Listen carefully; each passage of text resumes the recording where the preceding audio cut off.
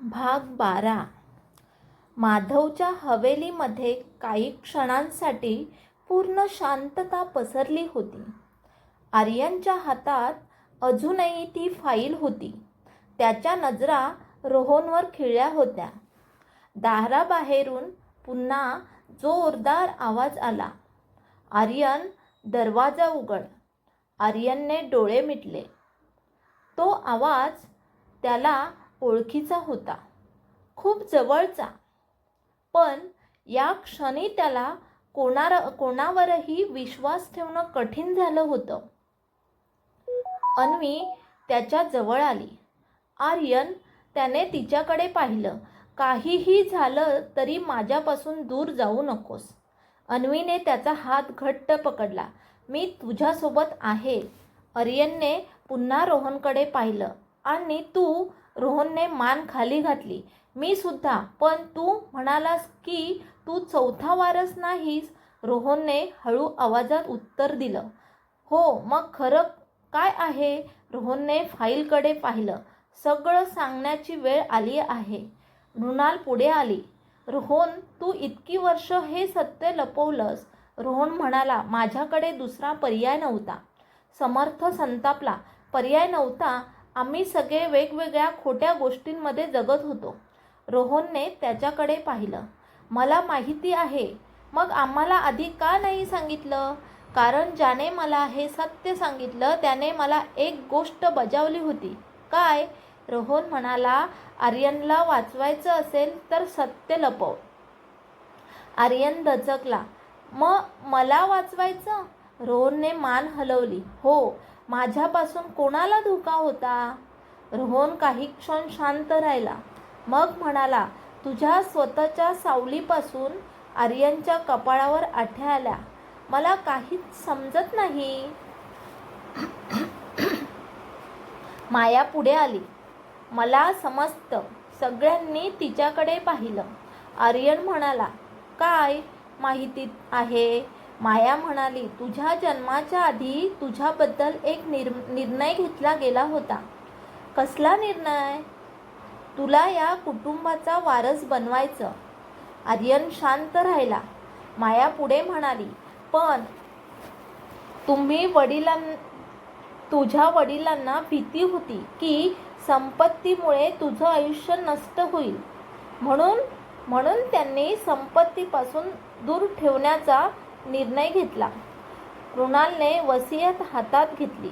पण या वसियतीत तर? माया म्हणाली, हो, कारण शेवटच्या क्षणी तुझ्या वडिलांनी निर्णय बदलला. आर्यनने विचारलं, का? माया म्हणाली, कारण त्यांना समजलं होतं की त्यांचा मृत्यू जवळ आला आहे. अचानक बाहेरून आवाज आला. आर्यन म्हणाला, आत येऊ दे. यावेळी आवाज अधिक स्पष्ट होता. अन्वीने आर्यनकडे पाहिलं. हा आवाज? आर्यन म्हणाला, हो. तो दरवाजाकडे गेला. मृणालने त्याला थांबवलं. एक मिनिट. का? आपण आधी कोण आहे हे पाहू. देशमुखांनी बंदूक हातात घेतली. दरवाजा थोडासा उघडला. बाहेर एक व्यक्ती उभी होती. आर्यनचा श्वास थांबला. तो विनायक होता. विनायक आत आला. त्याच्या चेहऱ्यावर थकवा होता. कपड्यांवर धूळ होती. तो सरळ आर्यनसमोर आला. मला तुझ्याशी बोलायचं आहे. आर्यन मागे सरकला. माझ्याशी? हो. तुम्ही माझ्या वडिलांच्या मृत्यूत सहभागी होता. विनायकने मान खाली घातली. हो. मग आता माझ्याकडे का आलात? कारण माधवने मला मारण्याचे आदेश दिला आहे. आर्यन काही बोलला नाही. विनायक पुढे म्हणाला, आणि मला माहिती आहे त्याचं पुढचं लक्ष कोण आहे.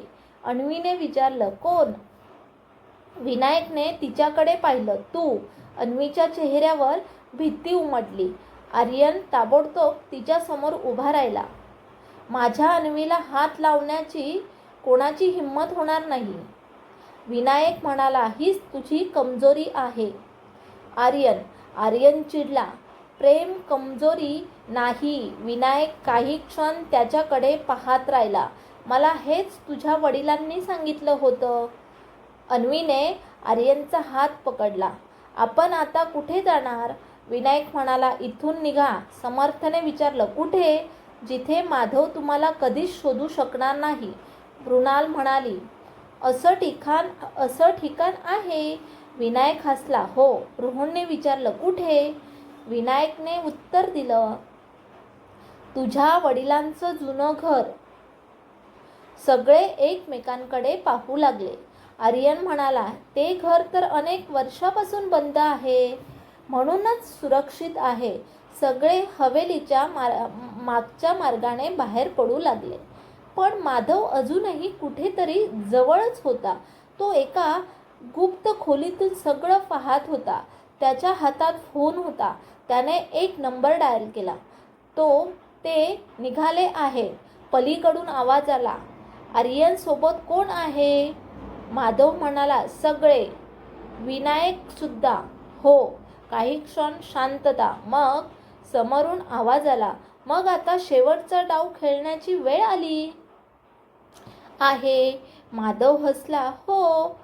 गाड्या जुन्या रस्त्यावरून धावत होत्या. आर्यन एका गाडीत अन्वी, रोहन आणि मृणाल सोबत होता. अन्वी खिडकीतून बाहेर पाहत होती. आर्यनने तिच्याकडे पाहिलं. काय विचार करतेस? आपण इतक्या दिवसांपासून एकमेकांवर प्रेम करतोय. ती थांबली. पण आपल्या आयुष्यात एवढी रहस्य आहेत याची कल्पनाही नव्हती. आर्यन हळू आवाजात म्हणाला, मलाही नाही. आपलं प्रेम या सगळ्यात टिकेल. आर्यनने तिचा हात धरला. सगळं जग आपल्या विरोधात गेलं तरी तो तिच्या डोळ्यात पाहत म्हणाला, मी तुझ्या बाजूने उभा राहील. अन्वीच्या डोळ्यात अश्रू आले. मग मला भीती नाही. गाडी अचानक थांबली. सगळे दचकले. देशमुख पुढच्या गाडीत उतरले. रस्ता बंद आहे. आर्यन खाली उतरला. समोर मोठं झाड रस्त्यावर पडलं होतं. विनायकने आजूबाजूला पाहिलं. हे नैसर्गिक नाही. रोहन म्हणाला, म्हणजे? विनायकने बंदूक बाहेर काढली. आपल्याला कुणीतरी थांबवलं आहे. अचानक जंगलातून आवाज आला, आर्यन. सगळे थबकले. पुन्हा आवाज आला, आर्यन, अन्वीला माझ्याकडे पाठव. आर्यनने अन्वीला मागे घेतलं. कोण आहेस तू? अंधारातून एक व्यक्ती बाहेर आली. चेहरा अजूनही स्पष्ट दिसत नव्हता. आर्यनने बंदूक उचलली. समोर ये. तो माणूस प्रकाशात आला. आर्यनच्या चेहऱ्यावर धक्का उमटला. अन्वीने त्याचा हात पकडला. आर्यन कुजबुजला. हे शक्य नाही. समोर उभा होता आर्यनचा मृत समजला गेलेला मोठा भाऊ.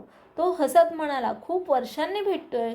छोट्या आर्यनच्या हातातून बंदूक खाली पडली आणि त्या क्षणी त्याला जाणवलं, माधवच्या खेळामागे अजून एक मोठं रहस्य लपलेलं आहे. रस्त्याच्या मधोमध उभा असलेला तो माणूस आर्यनकडे पाहून हसत होता. आर्यनच्या डोळ्यावर विश्वास बसत नव्हता.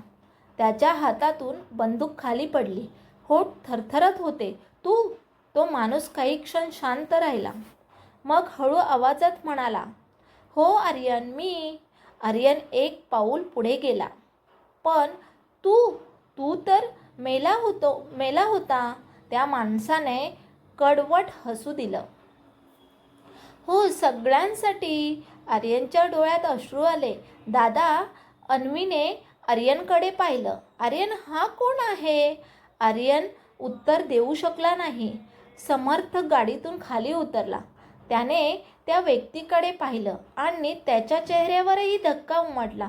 अमित दादा. अमितने त्याच्याकडे पाहिलं. हो, समर्थ धावत त्याच्याजवळ गेला. दोघांनी एकमेकांना मिठी मारली. समर्थच्या डोळ्यातून अश्रू वाहू लागले. आम्हाला सांगितलं होतं की तुझा अपघात झाला. अमित म्हणाला, तो अपघात नव्हता. आर्यनने विचारलं, मग काय होतं? अमितच्या चेहऱ्यावरचा आनंद नाहीसा झाला. तो गंभीर झाला. माझ्या मृत्यूचा कट रचला गेला होता. सगळे शांत झाले. विनायकने आजूबाजूला पाहिलं. आपल्याकडे जास्त वेळ नाही. अमित म्हणाला, मला माहिती आहे. आर्यनने त्याच्याकडे पाहिलं. तू इतकी वर्ष कुठे होतास?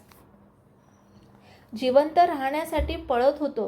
कोणापासून? अमितने माधवचं नाव घेतलं नाही. त्याने फक्त एवढंच म्हटलं, ज्याच्यामुळे आपल्या कुटुंबाची ही अवस्था झाली. आर्यन म्हणाला, माधव? अमितने मान हलवली. माधव एकटा नाही. सगळे दचकले. मग त्याच्यासोबत कोण आहे? अमितने आर्यनकडे पाहिलं, ज्याच्यावर तू अजूनही विश्वास ठेवतोस. आर्यनच्या मनात अनेक चेहरे आले. माया, विनायक, अभय, रोहन, रुणाल. पण त्याला कुणावरही आरोप करायचा नव्हता. अन्वी अमित जवळ आली. तुम्ही आर्यनचे भाऊ आहात? अमितने तिच्याकडे पाहिलं.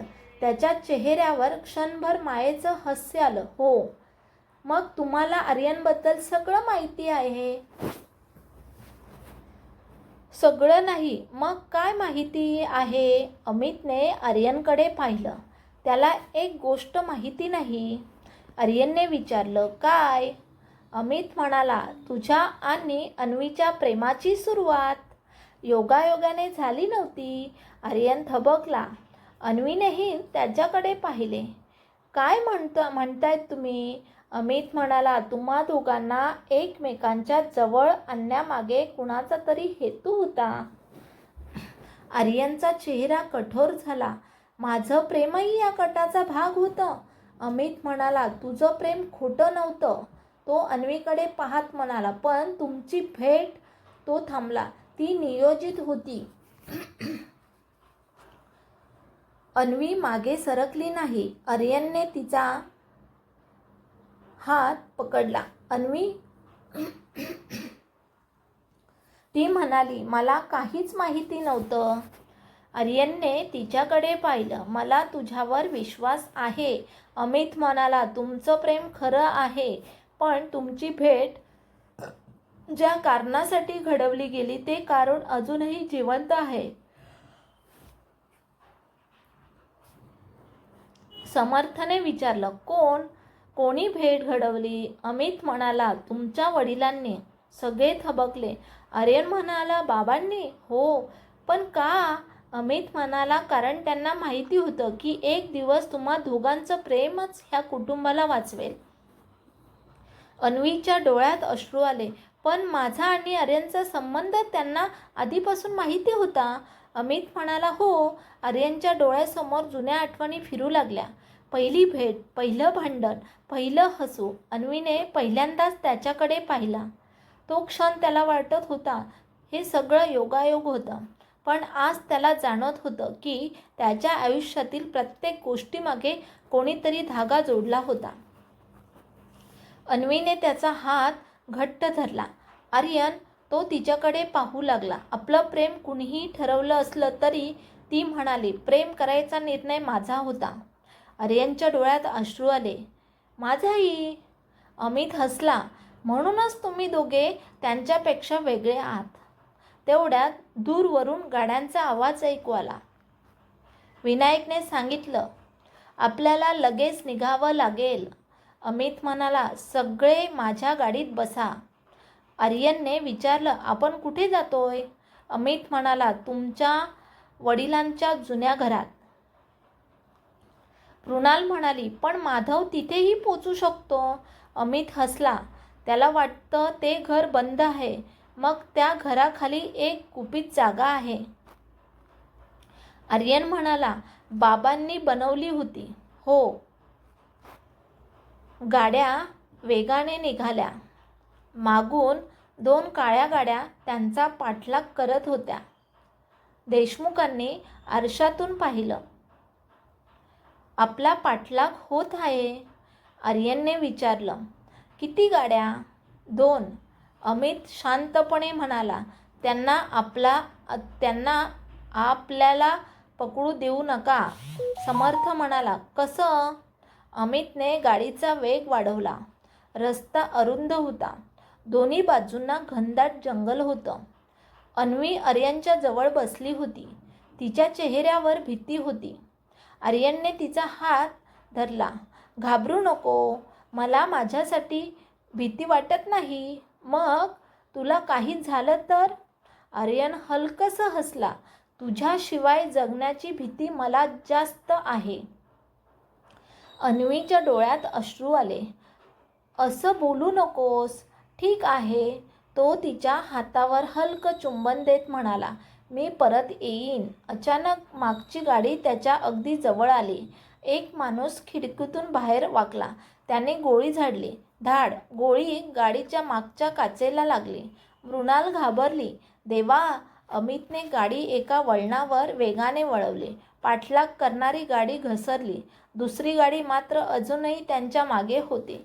विनायक म्हणाला, ती गाडी आपल्याला सोडणार नाही. अमित म्हणाला, मला माहिती आहे. तो अचानक जंगलातील एका अरुंद रस्त्यावर गेला. गाडी काही अंतर पुढे गेली आणि अचानक थांबली. आर्यनने विचारलं, काय झालं?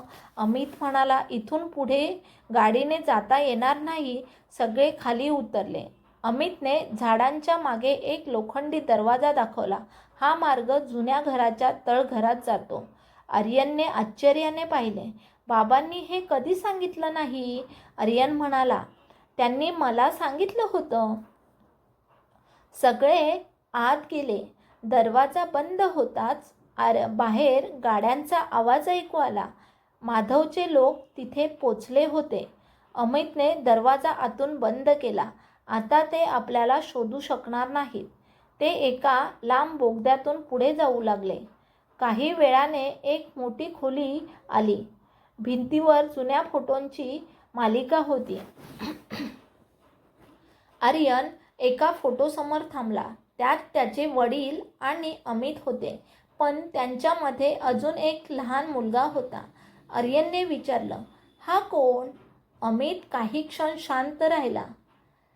मग म्हणाला, तुला आठवत नाही? आर्यनने फोटो नीट पाहिला. लहान मुलाच्या गळ्यात एक छोटंसं लॉकेट होतं. आर्यनच्या चेहऱ्यावर अचानक धक्का उमटला.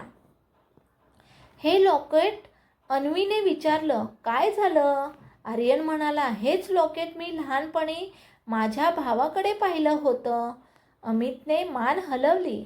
हो. आर्यनने विचारलं, मग हा मुलगा कोण? अमित म्हणाला, तो बोलणार इतक्यात खोलीतील दिवे लागले. समोरच्या भिंतीवर एक प्रोजेक्ट सुरू झाला. स्क्रीनवर आर्यनच्या वडिलांचा व्हिडिओ दिसू लागला. व्हिडिओमध्ये त्यांचे वडील गंभीर चेहऱ्याने बोलत होते. जर तुम्ही हा व्हिडिओ पाहत असाल तर याचा अर्थ मी जिवंत नाही. आर्यनच्या डोळ्यात अश्रू आले. त्याच्या वडिलांचा आवाज पुन्हा ऐकू आला. माझ्या मुलांनो, अमितने मान खाली घातली. मी तुमच्यापासून खूप काही लपवलं, पण त्यामागे एकच कारण होतं, तुम्हाला वाचवणं. व्हिडिओमध्ये पुढे एक फोटो दिसला. त्यात 5 मुलं होती. आर्यन, समर्थ, मृणाल, रोहन आणि आणखी एक मुलगा. आर्यन स्क्रीनकडे पाहत राहिला. हा कोण? त्याच्या वडिलांचा आवाज आला. हा माझा 5वा मुलगा आहे. सगळे स्तब्ध झाले. अन्वीने आर्यनचा हात धरला. व्हिडिओ पुढे सुरू झाला. त्याला मी जगापासून लपवलं, कारण त्याच्यामुळे माझ्या शत्रूंना माझ्यावर नियंत्रण मिळवता आलं असतं. आर्यनच्या चेहऱ्यावर धक्का होता. मग स्क्रीनवर त्या मुलाचा मोठा फोटो दिसला. आर्यनने तो चेहरा पाहिला. त्याचा श्वास थांबला, कारण तो चेहरा त्याला खूप परिचित होता. अमित हळू आवाजात म्हणाला, आता तुला सत्य कळलं? आर्यनने त्याच्याकडे पाहिलं. हा कोण आहे? अमितने उत्तर दिलं नाही. स्क्रीनवर वडिलांचा शेवटचा संदेश दिसला. आर्यन, जर कधी तुला माझ्या 5व्या मुलाचा शोध लागला तर त्याच्यावर विश्वास ठेव, कारण तुमच्या सगळ्यांना वाचवण्यासाठी शेवटची आशा त्याच्याकडेच आहे. व्हिडिओ बंद झाला. खोलीत अंधार पसरला. आर्यनने कुजबुजत विचारलं, मग माझा 5वा भाऊ कोण आहे? अमितने त्याच्याकडे पाहिलं. तू त्याला रोज पाहतोस. आर्यन स्तब्ध झाला. अन्वीने विचारलं, कोण? अमितने फक्त एक नाव उच्चारलं, अभय. सगळ्यांच्या चेहऱ्यावर धक्का उमटला. आर्यन म्हणाला, अभय? अमितने मान हलवली. हो. आणि त्याच क्षणी बोगद्याच्या बाहेरून एक ओळखीचा आवाज ऐकू आला. अमित, तू अजूनही सत्य सांगतोयस. सगळे वळले. बोगद्याच्या दुसऱ्या टोकाला अभय उभा होता. पुढचा भाग पाहण्यासाठी चॅनलला सबस्क्राईब करा. धन्यवाद.